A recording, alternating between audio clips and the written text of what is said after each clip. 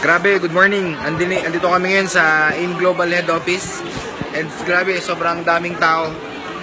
Papakilala ko sa inyo si one of the top earner sa mga malaking kumikita sa Singapore. Dating OFW pero ngayon nag-for good na because of AIM Global. Hingin natin siya ng konting message. Ups, good morning! Jobs po from Eagles Alliance. Bali, naka-video po tayo. Ano po message po natin sa mga partners natin OFW? Ano po bibigay po natin na konting experience sa kanila? Okay, ganito guys, magandang umaga sa inyong lahat, sa mga nanonood ngayon. Guys, ako po ay isang OFW before.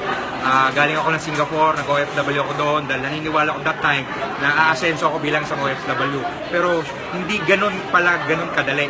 Nung nakilala kong AIM Global, nagkaroon ako ng pag-asa. Sa umpisa, syempre napakahirap gawin dahil nga una nagtatrabaho tayo sa ibang bansa. Sinisingit-singit lang natin.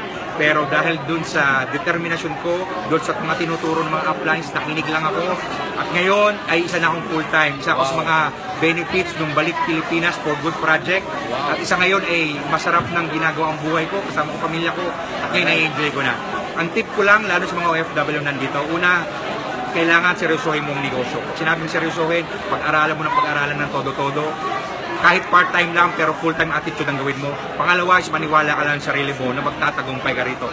At darating ang time, makikilala mo na yung mga agila sa team mo at yun ang magpapauwi sa'yo dito sa Pilipinas. Okay? Thank you so much. Grabe, power!